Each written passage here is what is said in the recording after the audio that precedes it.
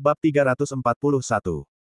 Kepala keluarga Wilianto memang ingin menekan Wira. Namun, dia meminta orang untuk mencari tahu tentang situasi militer terlebih dahulu karena takut menyinggung Panglima Yuda. Panglima Yuda sangat menghormati Wira. Jadi, kepala keluarga Wilianto tidak berani mengambil risiko. Bagaimanapun, Yuda adalah perwira garang yang telah membunuh banyak prajurit bangsa Agrel. Entah apa yang bisa dilakukan Yuda jika membuatnya kesal. Kepala keluarga Cipto, Jambali, dan Suwanto mengernyit. Mereka juga mengkhawatirkan hal ini. Akan tetapi, keluarga mereka sudah bekerja sama sejak lama. Mereka baru datang bersama-sama hari ini karena dipanggil Banyu. Banyu mendengkus, lalu berkata, "Aku tahu kalian semua mengkhawatirkan Panglima Yuda, tapi apa kalian tahu tentang posisi Panglima Yuda yang canggung di pemerintahan?" Keempat kepala keluarga mendesak, "Banyu, nggak perlu bertele-tele lagi." Banyu berujar dengan sinis, "Terakhir kali, setelah Yuda membunuh Raja Tanui dan mengalahkan bangsa Agrel, pemerintah langsung memberi perintah untuk menaikkan jabatan Candika dari komandan menjadi panglima. Sebaliknya, Yuda malah diturunkan menjadi wakil panglima. Seharusnya kalian tahu apa maksud dari semua ini." Ternyata begitu, ucap keempat kepala keluarga. Mata mereka berbinar-binar ketika mendengar kabar ini. Di dalam keluarga bangsawan, pasti ada anggota keluarga atau kerabat yang menjadi pejabat. Keempat kepala keluarga ini juga tahu sedikit tentang kondisi pemerintahan. Jadi, mereka langsung merenungkan informasi ini. Kemungkinan, pemerintah tidak menghargai atau mempercayai Yuda. Ditambah lagi, Panglima Dirga dipenggal dan pasukan Sirah Hitam dibubarkan. Keempat kepala keluarga ini sudah mengambil keputusan. Banyu menjelaskan dengan penuh keyakinan. Jadi, kalian gak perlu khawatir. Kalau Panglima Yuda berani membela Wira, kita cari pengawas untuk memakzulkan dia. Kita bilang saja Yuda menyuruh bawahan untuk mendapatkan uang dengan cara yang gak jujur dan merencanakan sesuatu yang jahat. Dengan kondisinya sekarang, Yuda pasti nggak berani membela Wira. Mengenai Wira, dia hanya pecundang yang lemah. Mana mungkin dia bisa melawan keluarga bangsawan seperti kita. Lanjut Banyu. Keempat kepala keluarga yang setuju dengan perkataan Banyu pun mengangguk, lalu memuji, "Banyu, kamu ini sarjana provinsi. Kamu punya otak yang cerdas dan pandai bicara. Kali ini, kamu yang bicara dan kami akan membantumu." Banyu melambaikan tangan seraya menyahut, "Ini masalah kecil. Kita berlima punya hubungan yang akrab. Asalkan kita bekerja sama, aku yakin Wira si pecundang itu pasti nggak berani melawan kita." Terakhir kali, ketika keluarga Yumandi dijebak, banyak orang di kota pusat pemerintahan Jagabu membantu ayah Banyu. Saat rumor kekayaan keluarga Yumandi sebesar 60 miliar diketahui oleh pemerintah, entah masalah apa yang akan terjadi. Jadi, Banyu harus membalas dendam ini. Keempat kepala keluarga sudah menyatakan bahwa mereka akan mengikuti perintah Banyu saat bertindak. Kemudian, mereka berlima masuk ke pavilion keluarga Wilanto, lalu berjalan ke ruang tamu. Kepala keluarga Wilianto merasa kesal saat melihat pavilion ini. Awalnya, pavilion milik keluarganya ini bernilai 10 juta gabak. Namun, saat dijual, harganya hanya 200.000 gabak dan yang membeli adalah Wira. Bagaimanapun, pada saat-saat seperti itu, orang yang membeli rumah adalah orang bodoh. Jadi, kepala keluarga Wilianto sama sekali tidak berpikiran untuk menang. "Aku sudah pernah bilang, kalian hanya bisa membeli kembali properti kalian berdasarkan harga pasar. Kalau di bawah harga pasar, jangan harap," kata Dian. Dian yang memakai gaun dan mantel putih tampak anggun. Wajahnya tirus dan matanya sangat jernih. Dia benar-benar sangat cantik. Meski mereka berlima sudah sering melihat wanita cantik, kecantikan Dian tetap membuat mereka terpana. Banyu yang tidak memedulikan cuaca dingin membuka kipas, lalu berucap, "Kami nggak akan membeli dengan harga pasar. Kalau Nona Dian mau menjualnya, paling-paling kami hanya bersedia membeli dengan harga 3 kali lipat. Kalau nggak, kami nggak mau beli. Kami juga nggak akan bersikap sungkan lagi." Dian bertanya sembari mengernyit. "Hai, memangnya kalian mau apa?" Terakhir kali, keluarga bangsawan ini menawarkan harga 5 kali lipat, hari ini hanya 3 kali lipat. Mereka juga mengancam Dian. Banyu mendengus, lalu berujar, "Aku nggak mau bernegosiasi dengan wanita. Kamu suruh Wira keluar. Aku tahu kamu yang bantu dia. Kalau dia nggak datang, kami langsung pergi. Suruh dia tanggung sendiri akibatnya." Bab 342. Dian mengerutkan dahi. Dia benar-benar tidak mengerti kenapa keluarga bangsawan ini begitu sombong. "Aku mau lihat kalian berani berbuat apa padaku," kata Wira. Dia berjalan masuk ke ruang tamu, lalu melirik kelima kepala keluarga bangsawan itu. Wajahnya tampak garang. Pada saat berperang, pemerintah mengeluarkan uang. Para pria dari kalangan rakyat biasa mengorbankan dirinya untuk berpartisipasi dalam perang. Sementara itu, keluarga bangsawan ini kabur pada saat-saat genting. Setelah perbatasan tenang, keluarga-keluarga bangsawan ini ingin kembali berbisnis. Namun, mereka tidak bersedia mengeluarkan uang. Keluarga bangsawan ini ingin menguasai semua keuntungan, tetapi tidak mau berkorban. Ini adalah sifat para pebisnis. Mereka hanya mementingkan keuntungan dan tidak peduli dengan keadilan. Keempat kepala keluarga menatap Wira. Pandangan mereka penuh dengan amarah dan penghinaan. Seorang pecundang seperti Wira berani mempermainkan 5 keluarga bangsawan. Wira sama sekali tidak menghargai mereka. Banyu mencibir, lalu berucap, Wira, aku nggak mau bicara omong kosong lagi denganmu. Kami hanya mengeluarkan uang 3 kali lipat untuk membeli kembali properti kami. Kamu mau atau enggak? Keempat kepala keluarga juga tampak galak. Namun, Wira berujar tanpa rasa sungkan sedikit pun, kalau kalian datang untuk bicara omong kosong, silakan pergi sekarang. Ketika bangsa Agrel sedang dalam perjalanan menuju kota, Wira membeli properti di kota pusat pemerintahan Jagabu dengan harga murah. Dia juga mengambil risiko yang sangat besar. Saat bangsa Agrel menerobos kota, Wira mengira semua uang itu akan hangus. Kalau bukan karena terakhir dia masuk ke tenda tentara pembelot sendirian dan para prajurit bertarung mati-matian, mana mungkin situasi bisa berakhir menjadi sekarang ini. Raut wajah Banyu menjadi muram. Dia berseru, sekarang kamu berani melawan kami karena kamu punya 2 penyokong, yaitu Wakil Prefektur Farhan dan Panglima Yuda. Wira mencibir, lalu menimpali, kamu memang pintar. Sebenarnya, bukan Wira yang mengandalkan mereka berdua. Akan tetapi mereka berdua yang mengandalkan Wira, makanya bisa naik pangkat. Banyu membalas dengan raut wajah muram. Kamu pikir Farhan bisa melindungimu berapa lama? Sekarang, dia memang wakil prefektur kota pusat pemerintahan Jagabu. Tapi, kalau dia membantu kamu untuk melawan kami, dia pasti akan dipindahkan dari posisinya dalam waktu kurang dari 1 bulan. Wira menyahut sembari menyipitkan mata. Kalian mau menyogok? Saat menghadapi pati atau prefektur yang tidak disukai, keluarga kaya kabupaten dan keluarga bangsawan akan menyogok untuk membuat pejabat tersebut dipindah tugaskan ke tempat lain. Ini adalah hal yang lazim. Terakhir kali, Wira pernah menakut-nakuti Kenny dengan cara sogokan seperti ini demi membeli kutipan garam. Saat ini, pemerintahan, kerajaan Nuala sudah tercemar oleh korupsi. Praktik sogokan seperti ini adalah hal yang biasa dan bukan rahasia lagi. Banyu merentangkan tangannya sambil mengancam, benar. Paling-paling, posisi untuk prefektur seharga 30 juta gabak. Kalau kami berlima mengumpulkan uangnya, 1 orang hanya perlu mengeluarkan 6 juta gabak. Dia juga bersekongkol denganmu, apa kamu pikir kami nggak berani melakukan itu? Berani. Kenapa nggak berani? Demi menyingkirkan orang yang kami benci, jangankan 6 juta gabak, 60 juta gabak pun kami rela. Seru salah satu kepala keluarga bangsawan. Keempat kepala keluarga ini adalah pria buncit yang sangat kaya raya. Wira tersenyum sinis, lalu menyahut, aku yakin kalian sanggup mengeluarkan uang untuk menaikkan jabatan Farhan agar dia dipindah tugaskan.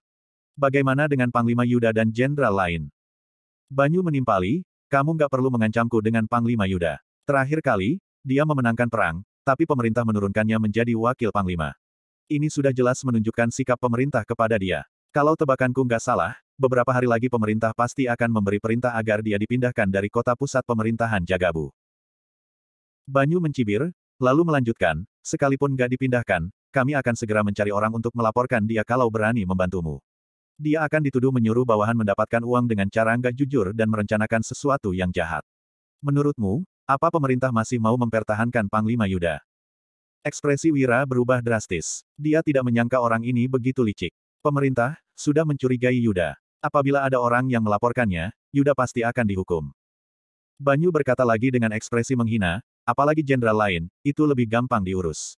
Selama ini, pemerintahan kerajaan Nuala menggunakan pejabat sipil untuk mengendalikan pejabat militer.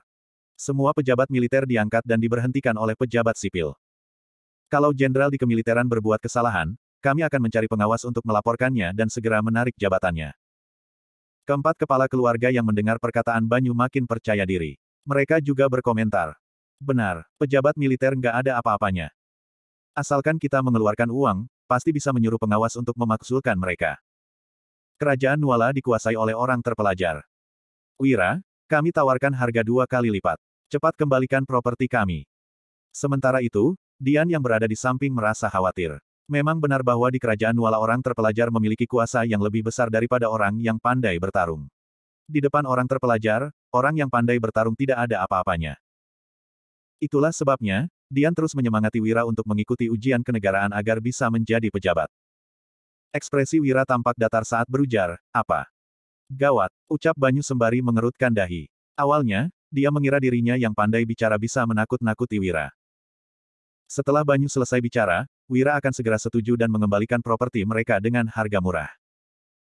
Bab 343. Alhasil, sekarang sepertinya ada yang tidak beres. Wira menyipitkan matanya seraya berkata dengan dingin, kalau sudah selesai, cepat pulang. Kalian harus makan dan minum sepuasnya. Raut wajah Banyu tampak muram. Dia berujar, apa maksudmu? Kamu jangan nggak tahu diri. Asalkan kami mengeluarkan uang, Panglima Yuda dan Farhan akan dipindah tugaskan. Semua pejabat di kota sudah kamu singgung karena masalah properti. Kamu nggak bisa tinggal di kota pusat pemerintahan Jagabu lagi. Asalkan kami memberi perintah, kamu pasti akan diusir, lanjut Banyu. Keempat kepala keluarga tampak galak.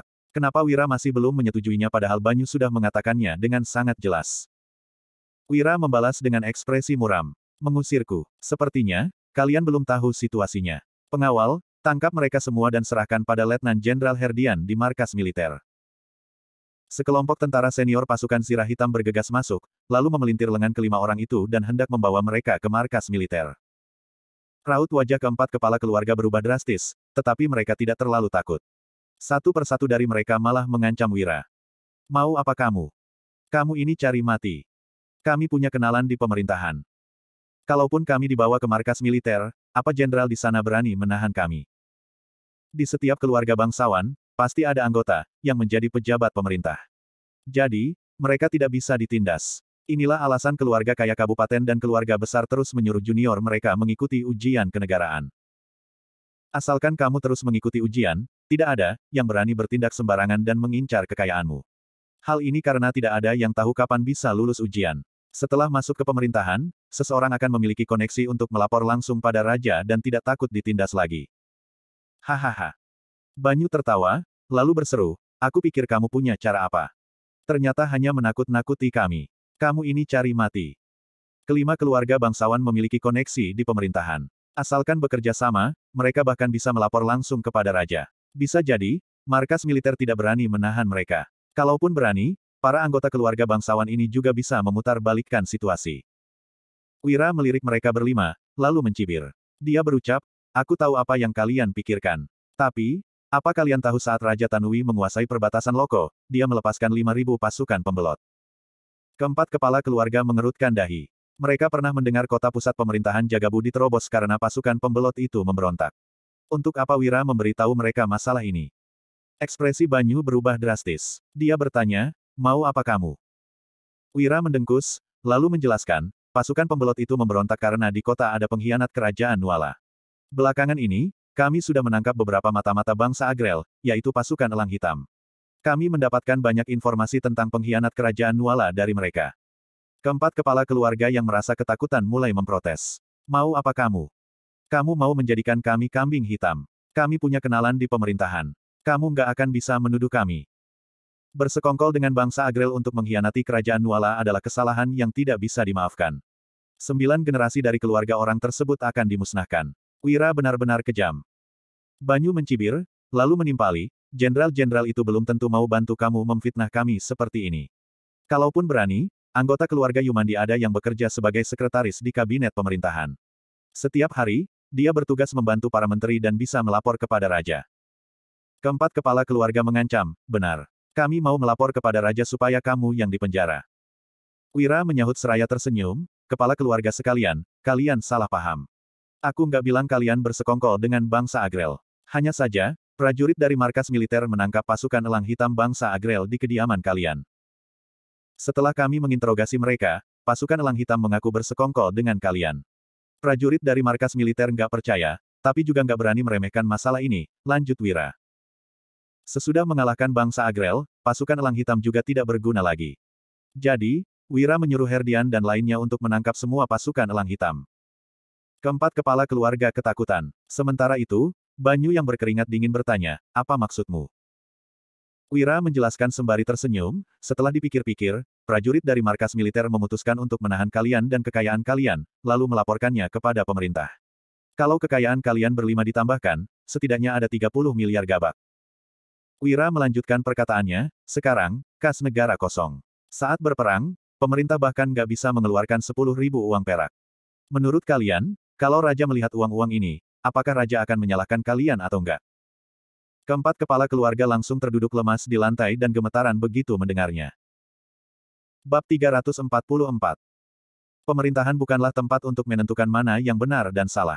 Raja tidak mungkin melepaskan mereka jika terbukti ada sejumlah uang perak yang mereka terima dan alasan yang valid. Takutnya, Raja akan langsung memberi perintah untuk memusnahkan 9 generasi keluarga mereka, lalu kekayaan mereka akan disita dan dikirim ke ibu kota kerajaan. Wajah Banyu pucat pasi, tetapi dia berteriak seraya menggeleng, "Aku nggak percaya jenderal di markas militer mau mendengar perintahmu dan membantumu melawan kami." Keempat kepala keluarga mengangguk, ini adalah harapan terakhir mereka. Kemudian, Rudy yang menahan Banyu menamparkan Banyu 2 kali sambil memarahi, "Dasar brengsek. Nanti kamu akan tahu. Kamu pikir siapa yang memenangkan peperangan ini?" Tuan Wahyudi mendesain misil 3 busur yang menembak mati Raja Tanui. Dia juga mengadakan pertemuan propaganda untuk membujuk puluhan ribu pasukan pembelot. Dia membakar 30.000 pasukan infanteri bangsa Agrel dan membentuk formasi kerbau api. Tanpa semua itu, apa kalian pikir sekarang kalian bisa kembali ke kota pusat pemerintahan Jagabu? Lanjut Rudy. Setelah kembali, kalian malah berani mencari masalah dengan Tuan Wahyudi. Apa kalian sudah bosan hidup? Kalau prajurit dari markas militer tahu apa yang kalian katakan tadi, mereka pasti akan menghabisi kalian, ancam Rudy. Banyu dan keempat kepala keluarga ketakutan. Mereka menatap Wira dengan tidak percaya. Kalau mendengar perkataan Rudy, orang yang berjasa dalam mengalahkan 100.000 kavaleri bangsa Agrel adalah Wira. Ini tidak mungkin. Wira melambaikan tangan, lalu berkata, dia nggak perlu percaya. Bawa dia ke markas militer dan serahkan pada prajurit yang bertugas menginterogasi. Selain itu, tangkap semua anggota keluarga Yumandi dan sita kekayaan mereka. Terakhir kali, keluarga Yumandi menyebarkan kabar untuk menghasut 3 faksi melakukan aksi kejahatan di malam hari. Sekarang, mereka bekerja sama dengan keluarga bangsawan untuk menggertak Wira. Tentu saja, Wira tidak akan bersikap sungkan kepada mereka. Banyu berteriak histeris, kamu nggak mungkin berani. Aku nggak percaya. Rudy menamparkan Banyu 2 kali, lalu membawanya pergi. Saat keluar, Rudy juga menangkap pelayan di kediaman itu. Keempat kepala keluarga ketakutan melihatnya. Sementara itu, Wira berbalik dan menunduk. Kemudian, keempat kepala keluarga yang lemas bersujud. Mereka memohon dengan wajah yang pucat pasi. Tuan Wahyudi, aku salah. Aku akan beli propertiku sesuai harga yang kamu mau. Tuan Wahyudi, aku dihasut Banyu. Sejak awal, aku mau beli propertiku sesuai harga yang kamu mau. Tolong beri aku kesempatan. Tuan Wahyudi, aku salah. Aku akan mengikuti permintaanmu. Tuan Wahyudi, beri kami kesempatan lagi. Kelak, keluarga Wilianto akan mengikuti perintahmu. Saat ini, keempat kepala keluarga kehilangan kepercayaan diri mereka sepenuhnya. Mereka hanya ingin melepaskan diri dari orang yang kejam ini. Dian tercengang melihat semua ini. Sementara itu, Wira berucap, untuk urusan membeli properti, kalian cari Nona Dian. Kemudian, Wira mengubah topik, tapi, aku harap kalian ingat satu hal. Beberapa hari lagi, aku akan pulang ke Kabupaten Uswal. Seharusnya, aku nggak akan datang ke kota pusat pemerintahan Jagabu lagi. Keempat kepala keluarga menghela napas lega. Wira baru saja datang ke kota pusat pemerintahan Jagabu, tetapi dia sudah membuat kehebohan dan memusnahkan seorang raja. Baguslah kalau Wira tidak datang lagi. Wira memperingati keempat kepala keluarga itu, tapi, bagi kalian, orang-orang yang aku tinggalkan di sini adalah pecundang. Mereka nggak licik, nggak punya kemampuan, bahkan nggak pandai bersosialisasi dengan orang lain. Tapi, kalau mereka ditipu, dilukai, dipenjara, atau dibunuh, aku akan kembali untuk mencari kalian. Aku akan memusnahkan kalian seperti keluarga Yumandi. Keempat kepala keluarga yang bertatapan dengan Wira ketakutan sampai gemetaran. Kalau orang lain yang mengatakan ini, mereka tidak akan memedulikannya. Namun, ini adalah orang kejam yang mengalahkan 100.000 pasukan bangsa Agrel dan menembak mati Raja Tanui. Kepala keluarga Wilanto menyahut, Tuan Wahyudi, kamu tenang saja. Kami nggak akan menyakiti orangmu. Tapi, kalau mereka membuat masalah sendiri dan dipenjara atau ditipu saat berbisnis, jangan salahkan kami. Ketiga kepala keluarga lainnya mengangguk dengan ekspresi sedih. Akan tetapi, Wira berucap dengan tegas, aku nggak peduli. Pokoknya, kalau mereka kenapa-kenapa, aku akan kembali dan mencari kalian berempat. Jadi, kalian harus putar otak dan pikirkan bagaimana supaya mereka nggak kena masalah. Kami akan mencoba, ujar salah satu kepala keluarga. Mereka berempat yang berusaha menahan amarah bertatapan dan terpaksa mengangguk. Wira terlalu semena-mena dan keterlaluan. Keluarga bangsawan seperti mereka mana pernah dihina seperti ini. Namun, mereka harus menahannya karena Wira terlalu kejam. Wira pun berjalan keluar dari ruang tamu dan meninggalkan 4 orang itu membicarakan harga pembelian properti dengan Dian. Tiba-tiba, Hasan bergegas masuk dan berbicara dengan ekspresi serius, Wira, pemerintah sudah menyampaikan dekret. Panglima Yuda memintamu pergi bersama untuk menerima dekret. Bab 345. Di markas militer, meja sudah disiapkan. Yuda, Herdian, Basuki, dan Chandra sudah menunggu sambil melihat ke pintu markas. Ekspresi mereka terlihat cemas. Dekret kerajaan sudah sampai di luar kota. Sebentar lagi, dekret itu akan sampai di markas militer. Setelah mendapat kabar, mereka segera mengabari Wira, tetapi dia tidak kunjung datang. Mereka semua terus berkomentar. Sudah 2 jam, kenapa Tuan Wahyudi belum datang? Kasim yang menyampaikan dekret hampir sampai. Gawat kalau Tuan Wahyudi melewatkan dekret pemberian gelar. Menurutmu, kali ini pemerintah akan memberi Tuan Wahyudi gelar dan jabatan apa? Setelah menembak mati Raja Tanui dan mengalahkan 100.000 kavaleri bangsa Agrel, setidaknya dia akan mendapatkan gelar Amangkurat. Tiba-tiba, terdengar suara yang nyaring. Dekret kerajaan sampai. Sekelompok kuda bergegas masuk ke markas militer. Orang yang memimpin adalah Kasim yang menyampaikan dekret. Ekspresi pengawal kerajaan tampak serius. Siap, seru Yuda yang gembira dan juga cemas. Dia langsung bersujud dan berterima kasih. Kasim membaca dekret, Raja mengumumkan, bangsa Agrel menyerang daerah selatan dan merebut wilayah kerajaan Nuala. Para prajurit ini mempertaruhkan nyawa untuk berusaha membunuh musuh. Mereka menembak mati Raja Tanui, menangkap Giandra, memusnahkan 30.000 pasukan infanteri bangsa Agrel, membunuh 30.000 kavaleri bangsa Agrel, dan menangkap 40,000 pasukan bangsa Agrel. Ini adalah kontribusi besar. Kasim itu melanjutkan, Raja memberi hadiah kepada Yuda yang setia pada negara dan memimpin peperangan untuk mengalahkan bangsa Agrel. Raja memberinya gelar Amangkurat Wutari yang akan diwariskan seterusnya dan diangkat menjadi Panglima Besar Utara. Mulai hari ini, Yuda sudah mulai bertugas dan harus kembali ke ibu kota kerajaan untuk melapor. Sampai di sini, Kasim yang menyampaikan dekret berhenti sejenak, lalu menyimpan dekret dan menyerahkannya kepada Yuda. Terima kasih, Raja, ujar Yuda yang menerima dekret. Dia mengernyit karena merasa sedikit tidak senang. Biasanya, orang yang memiliki kontribusi paling besar akan mendapatkan gelar terlebih dahulu saat pembacaan dekret. Ternyata, Yuda yang mendapatkan gelar terlebih dahulu, bukan Wira.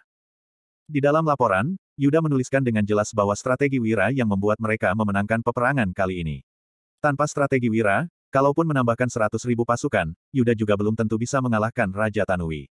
Kenapa cara pemerintah memberikan gelar seperti ini? Setelah itu, para prajurit pun membahas hasil pembacaan dekret ini. Panglima Yuda diberi gelar Amangkurat. Kontribusinya begitu besar, tentu saja dia diberi gelar Amangkurat. Lagi pula, ini bukan pertama kalinya Panglima Yuda diberi gelar Amangkurat. Ketika Panglima Dirga masih hidup, dia punya gelar Adipati Agung. Waktu itu, Panglima Yuda punya gelar Amangkurat Luhur. Setelah memberi Panglima Yuda gelar, seharusnya giliran Tuan Wahyudi, kan? Tuan Wahyudi diberi gelar apa? Iya. Pasti Amangkurat juga. Kalau di peperangan ini nggak ada Tuan Wahyudi, hasilnya nggak akan menjadi seperti ini. Benar, Tuan Wahyudi juga akan diberi gelar Amangkurat. Tapi, Tuan Wahyudi belum datang. Bagaimana ini? Paling-paling, nanti baru diterima. Namun, Kasim mengeluarkan 3 dekret, lalu membaca tanpa henti, Letnan Jenderal Herdian, Basuki, dan Chandra bertarung mati-matian saat kota diterobos. Raja memberi mereka jabatan Komandan Utara. Chandra tetap bertugas di perbatasan Loko, sedangkan Herdian dan Basuki kembali ke ibu kota kerajaan untuk melapor. Terima kasih, Raja, seru Herdian, Basuki, dan Chandra. Mereka pun mengernyit sambil diam-diam mengeluh. Dari Letnan Jenderal menjadi Komandan, berarti naik 2 tingkat sekaligus. Tentu saja, mereka merasa senang. Akan tetapi, yang membuat mereka merasa tidak nyaman adalah mereka yang diberi gelar setelah Yuda, bukan Wira. Apa pemerintah menganggap kontribusi Wira tidak bisa dibandingkan dengan mereka sehingga diberi gelar belakangan? Namun, Yuda dan mereka bertiga menuliskan kontribusi Wira dengan jelas di laporan. Kenapa pemerintah tidak memberi Wira gelar? Kemudian, para prajurit berkomentar lagi. Ada apa ini? Bahkan ketiga Letnan Jenderal sudah diberi gelar, kenapa Tuan Wahyudi belum?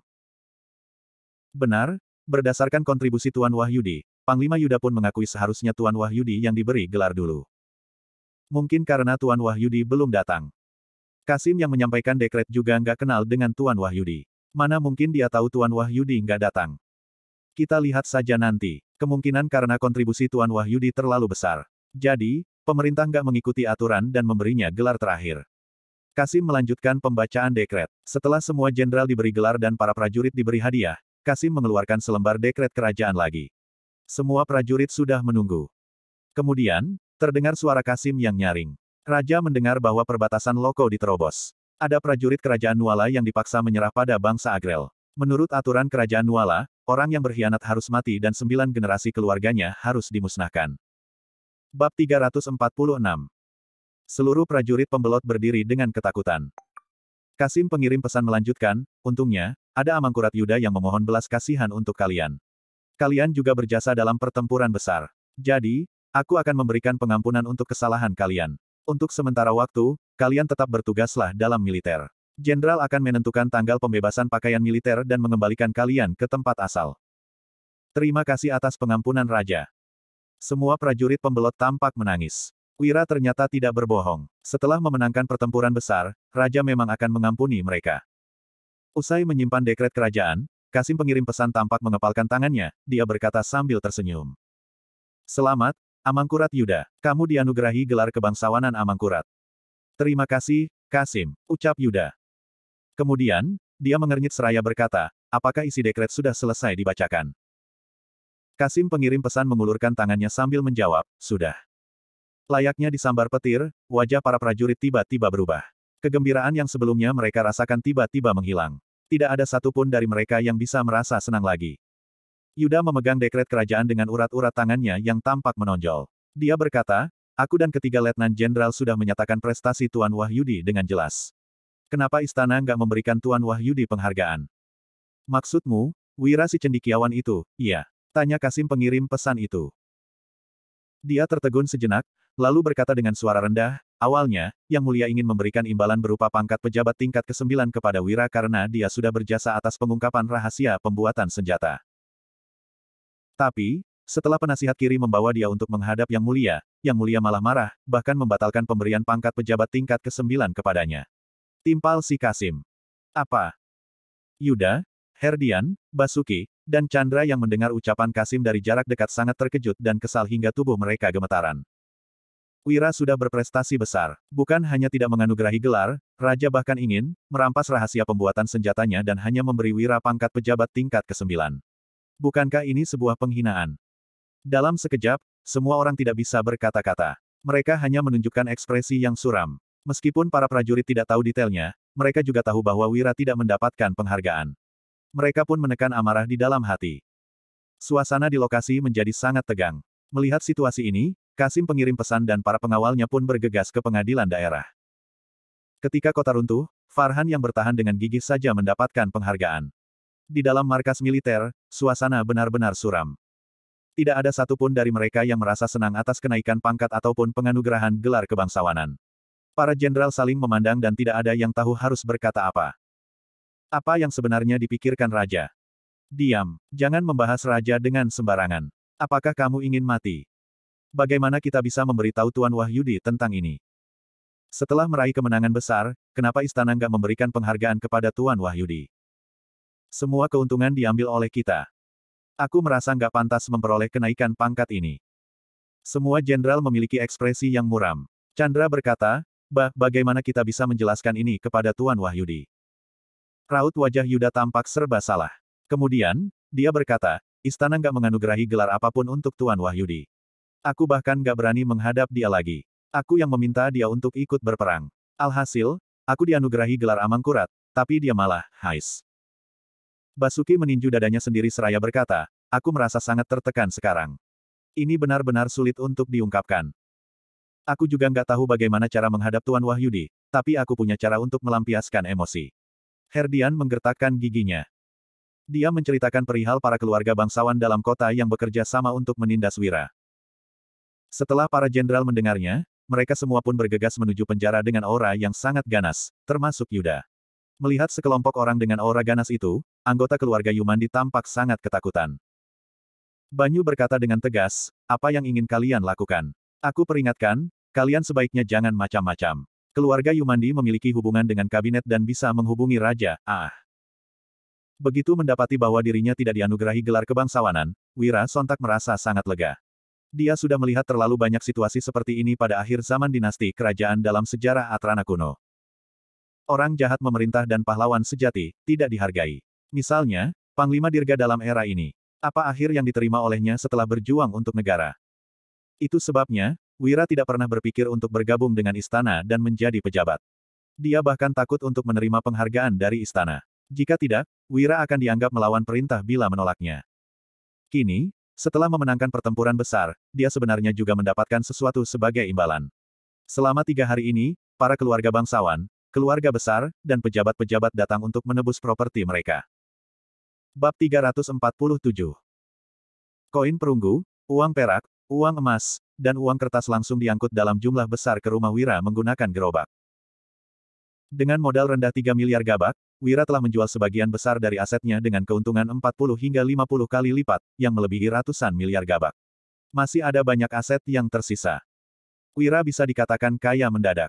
Kekayaan ini menjadikan Wira sebagai orang terkaya di kota pusat pemerintahan Jagabu, bahkan bisa masuk dalam peringkat 100 teratas di kerajaan Nuala. Selain itu, Wira telah menguasai seluruh kupon garam dan kutipan garam di kota pusat pemerintahan Jagabu untuk tahun depan. Wira meminjamkan uang kepada pekerja di tambak garam Vika agar mereka dapat kembali memproduksi garam. Wira juga telah membuat peralatan yang dapat digunakan untuk menggali sumur sedalam 1000 meter, lalu diam-diam memberikannya kepada Wisnu dan adik-adiknya.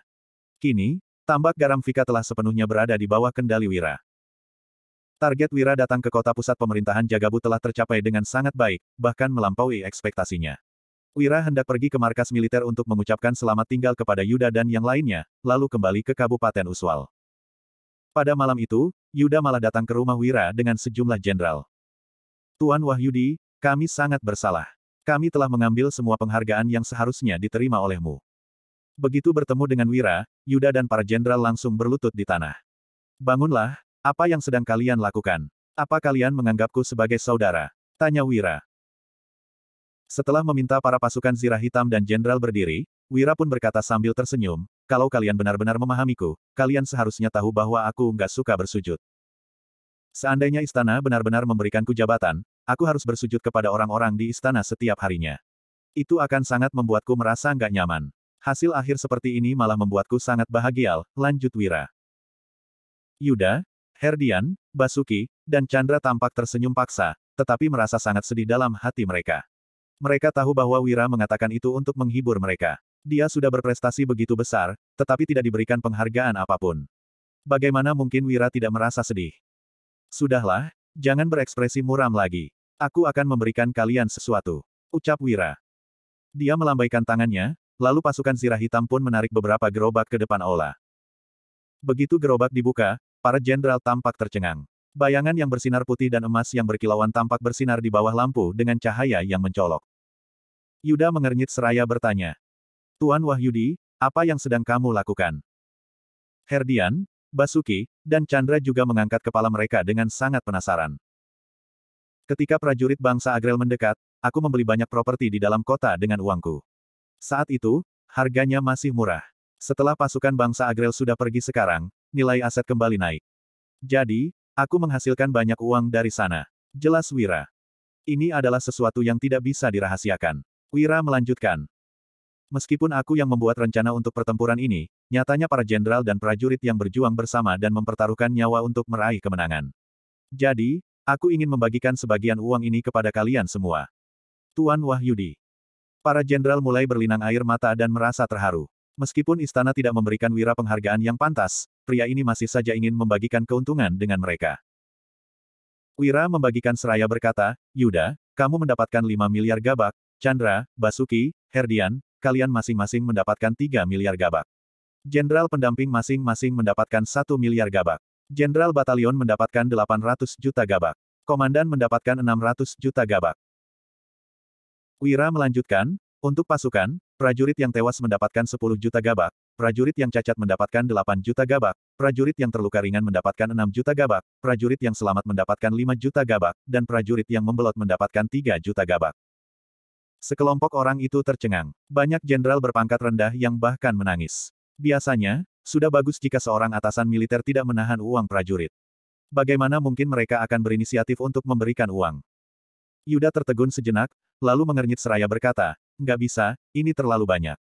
Kalau dibagikan ke semua prajurit, itu membutuhkan lebih dari 100 miliar gabak. Ini lebih banyak daripada kompensasi yang akan diberikan istana. Kalau sampai tersebar, kamu akan terlibat dalam masalah, Tuan Wahyudi. Para jenderal lainnya juga mengangguk setuju. Ini bukan uang dariku, seru Wira. Dia menjelaskan dengan ekspresi serius, sebelum pertempuran besar, Panglima Yuda, kamu memberikanku 100 juta gabak. Letnan Jenderal Herdian, Basuki, dan Chandra, kalian memberikanku 30 juta gabak, termasuk uang dari para prajurit yang disimpan oleh kalian. Petik 2.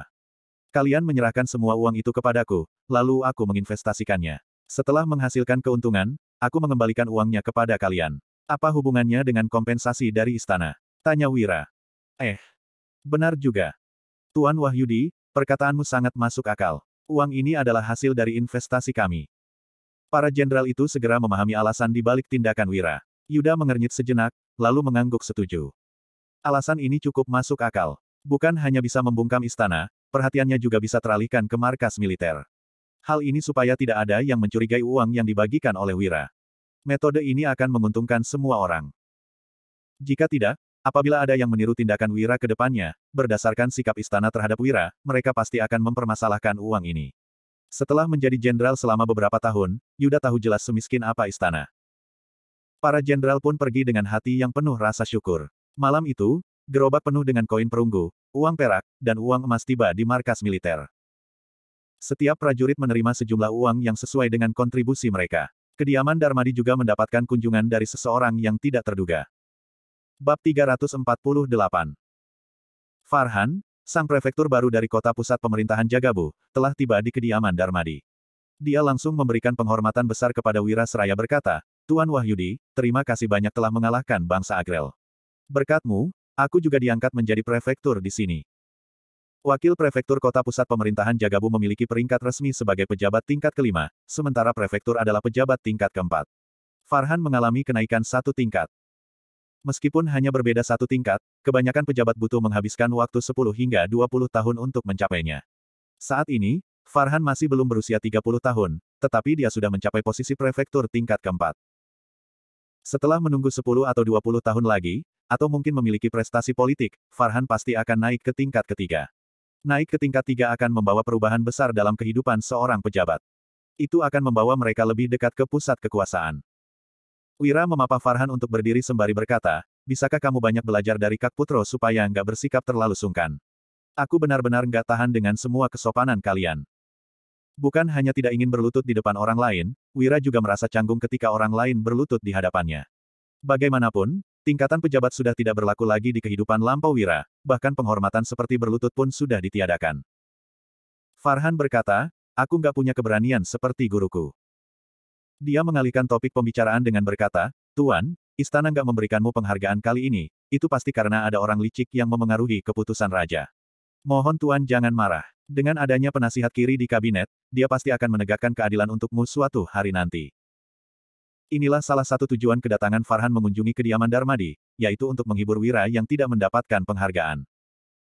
Kalau kamu datang untuk menghiburku, kamu sudah boleh pulang sekarang. Sial, aku benar-benar nggak peduli. Seru Wira yang merasa agak bingung. Mengapa satu persatu dari mereka merasa bahwa dirinya akan sedih karena tidak mendapatkan penghargaan dari istana? Mereka bahkan datang secara berkelompok untuk menghiburnya, seolah-olah takut dia akan merasa terluka. Orang-orang ini sama sekali tidak tahu betapa bahagianya Wira sekarang. Aku dengar, Tuan berencana untuk meninggalkan kota pusat pemerintahan Jagabu, ya? Tanya Farhan yang terlihat sangat sedih. Berdasarkan sopan santun dan etika yang dimiliki oleh Wira, bagaimana mungkin dia akan mengucapkan kata kasar? Wira sudah pasti merasa sangat terluka. Kini, dia hanya berpura-pura terlihat tegar saja. Wira menjawab dengan ekspresi kaku, apa kamu datang jauh-jauh semalam ini hanya untuk mengucapkan selamat tinggal kepadaku? Farhan tersenyum malu-malu sambil menjelaskan, sejujurnya, aku merasa nggak nyaman setelah menjadi prefektur selama 3 hari ini. Aku datang untuk meminta panduan dari Tuan. Mohon membimbingku dalam situasi seperti ini. Wira yang terkejut pun berujar, kamu pasti bercanda, kan? Seorang wakil prefektur memang adalah pembantu prefektur. Bagaimana mungkin dia tidak tahu bagaimana cara menjadi prefektur? Wira bahkan belum pernah menjadi kepala desa. Dia juga kesulitan mengatur bawahannya yang mengurus kios. Bagaimana bisa Wira mengajari orang lain cara untuk menjadi prefektur? Orang-orang ini pasti menganggap Wira hebat, hanya karena strategi-strategi militer aneh yang diusulkannya. Mereka tidak tahu bahwa Wira juga merasa tertekan. Dia sudah kehilangan banyak ide dengan berusaha menghadapi semua masalah ini. Farhan menghela napas, lalu berkata, kota pusat pemerintahan Jagabu memang nggak kaya. Perang dengan bangsa Agrel juga hanya membuat kehidupan rakyat makin sulit. Musim dingin saja sudah sulit dihadapi, belum lagi pajak musim semi. Istana nggak memberikan keringanan pajak. Setelah menjabat selama 3 hari, aku terus memutar otak, tapi nggak menemukan cara untuk membantu rakyat melewati masa sulit ini. Pemberian bubur nggak bisa terus dilakukan. Balai prefektur sendiri sudah hampir nggak mampu memberikan bantuan, timpal Farhan. Wira mendengkus ringan sembari berkata, Farhan, jadi kamu datang ke sini untuk mengeluhkan kesulitanmu. Semenjak kota pusat pemerintahan Jagabu terlibat dalam perang, banyak rakyat dari wilayah utara yang melarikan diri ke dalam kota. Warga-warga ini sudah miskin sejak awal. Setelah mereka memasuki kota, harga bahan makanan melonjak sehingga tabungan mereka habis terkuras dengan cepat. Untungnya, balai prefektur menyediakan bubur. Jika tidak, banyak di antara mereka mungkin sudah mati kelaparan. Farhan menyangkal dengan berkata, bukan. Tuan, tolong jangan salah paham. Aku nggak bermaksud mengeluh. Farhan buru-buru melambaikan tangannya, lalu menjelaskan, aku hanya ingin meminta saran dari Tuan Wahyudi tentang bagaimana membantu rakyat melewati masa sulit ini dan membuat hidup mereka lebih baik. Tuan, kamu adalah seorang cendekiawan ulung dan punya begitu banyak ide brilian. Aku yakin, Tuan pasti punya solusi. Wira yang tidak tega melihat rakyat kelaparan pun merenung sejenak. Setelah itu, dia menggertakkan giginya seraya berkata, sebenarnya, masalah ini mudah untuk diselesaikan. Itu hanya tergantung dari nyalimu saja. Bab 349. Tuan Wahyudi, mohon arahannya, ucap Farhan. Dia menggertakkan giginya sambil berkata, dibandingkan dengan Tuan, nyaliku memang nggak besar. Tapi, kalau dibandingkan dengan orang biasa, nyaliku bisa dikatakan cukup besar. Wira berkata, baguslah kalau begitu. Dia melanjutkan sambil tersenyum licik, aku akan memberimu 7 kata, taklukkan orang kaya dan rampas tanah mereka. Bang! Wajah Farhan sontak memucat. Kemudian, dia berkata, Tuan, tolong jangan bercanda. Memang benar, dengan menaklukkan tuan tanah dan merampas kepemilikan tanah, lalu membagikannya kepada rakyat, masalah ini bisa segera terpecahkan. Akan tetapi, jika Farhan benar-benar melakukannya, tak peduli bawahannya bersedia menurut atau tidak, jika tidak dilakukan dengan baik, Farhan mungkin akan kehilangan jabatan setelah perintah resmi dari istana turun. Wira berbicara dengan ekspresi serius, aku nggak bercanda. Saat ini, kondisi di kerajaan Nuala adalah tanah sudah digabungkan, kekayaan terpusat, struktur sosial terjaga, dan keuntungan tidak sampai kepada rakyat. Untuk membuat rakyat hidup lebih baik, kamu harus mendistribusikan ulang kekayaan. Tanpa itu, apapun yang kamu coba, akan terasa seperti usaha sia-sia dan nggak akan mencapai hasil yang diharapkan. Lanjut Wira. Farhan berpikir sejenak dan mengangguk. Dengan posisimu sebagai prefektur, kamu mungkin nggak bisa menaklukkan keluarga bangsawan, tapi bukan masalah untuk menaklukkan tuan tanah, orang kaya desa, keluarga kaya kabupaten, jelas Wira. Wira memicingkan matanya seraya menjelaskan, orang-orang ini bertindak semena-mena di desa-desa dan mengeksploitasi kota ini. Hanya dengan melakukan penyelidikan yang teliti dan mengumpulkan bukti yang cukup, kamu akan bisa menyeret mereka ke pengadilan secara legal. Sitalah properti yang bisa disita. Kalau nggak bisa disita, kamu bisa bernegosiasi dengan mereka. Suruh mereka membayar denda untuk mendapatkan kembali kebebasan, timpal Wira. Farhan tercengang. Kemudian, dia berkata, ini nggak bisa dilakukan. Tindakan ini melanggar hukum istana. Ini seperti membayar uang untuk menebus dosa. Meskipun tindakan ini umumnya dilakukan secara diam-diam, istana resmi melarangnya. Wira melanjutkan, istana menjadikanmu prefektur untuk menjaga stabilitas daerah ini dan mengumpulkan pajak bagi mereka. Selama kamu bisa menghasilkan uang untuk istana dan mengatasi ketidakpuasan di antara rakyat setempat, istana nggak akan memperhatikan hal-hal kecil seperti ini. Wira tersenyum seraya berkata, percayalah, kalau kamu menggunakan uang dari para orang kaya untuk memperbaiki kehidupan rakyat dan menyerahkan separuhnya ke istana, raja mungkin hanya akan menegurmu. Kemudian, dia pasti akan menyemangatimu untuk berusaha lebih keras.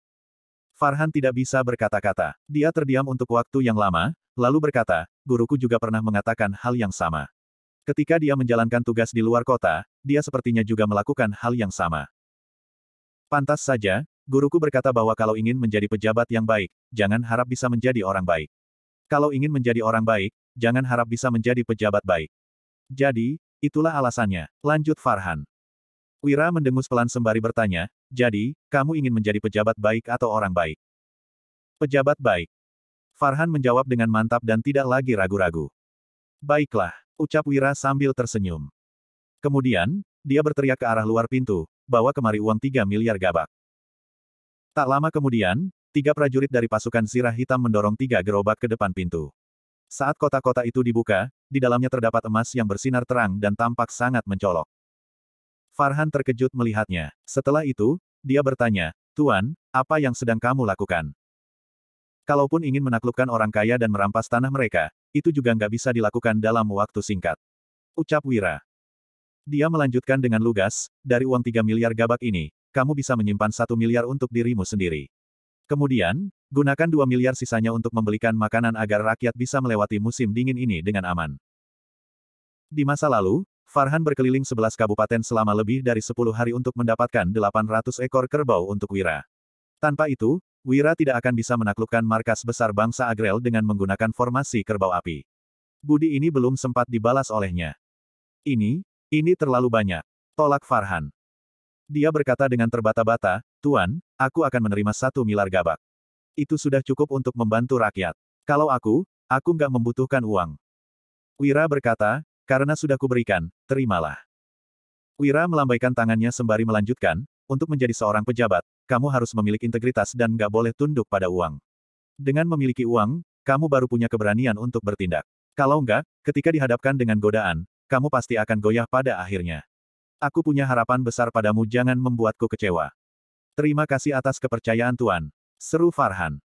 Matanya tampak berkaca-kaca. Dia membungkuk hormat dengan tulus dan sangat terharu. Bab 350. Wira menimpali, kalau uang 2 miliar gabaknya masih ada sisa setelah membelikan makanan rakyat, gunakanlah untuk pembangunan infrastruktur. Pembangunan infrastruktur, tanya Farhan. Dia kebingungan mendengarnya sehingga berkata, mohon penjelasannya, Tuan Wahyudi. Wira menjelaskan dengan tidak berdaya, pembangunan infrastruktur mengacu pada proyek yang didanai oleh prefektur seperti pengelolaan air, konstruksi jalan, dan perbaikan jembatan. Makin banyak proyek semacam itu yang kamu lakukan, makin banyak peluang kerja yang bisa diciptakan. Baik pedagang maupun rakyat biasa, mereka bisa mendapatkan keuntungan dari sana. Kota-kota pun akan menjadi makmur. Pendapatan pajak untuk istana juga bisa meningkat. Ini adalah proyek yang saling menguntungkan. Jelas Wira. Di Atrana, proyek infrastruktur adalah strategi utama untuk mendorong pertumbuhan ekonomi. Farhan sontak tertegun. Kedua matanya tampak berbinar-binar, lalu dia lagi-lagi bersujud sembari berkata, Tuan, kamu adalah seorang jenius. Aku benar-benar sangat menghormatimu. Serangkaian ide yang dimulai dari menaklukkan orang kaya dan membagikan tanah untuk mendapatkan uang, lalu berinvestasi dalam proyek infrastruktur adalah taktik yang brilian. Menaklukkan orang kaya dan membagikan tanah kepada rakyat jauh lebih dapat diterima daripada metode tradisional seperti mengalokasikan tanah secara merata dan mengenakan pajak kepada para pejabat setempat. Hal ini karena metode tersebut memungkinkan Farhan untuk mengincar mereka yang telah mengumpulkan kekayaan tanpa dasar yang kuat, serta melakukan banyak tindakan ilegal. Apabila tindakan ini diterapkan secara lebih luas ke seluruh kerajaan Nuala, kas negara mungkin akan terisi penuh dan kehidupan rakyat bisa menjadi lebih stabil hanya dalam waktu singkat.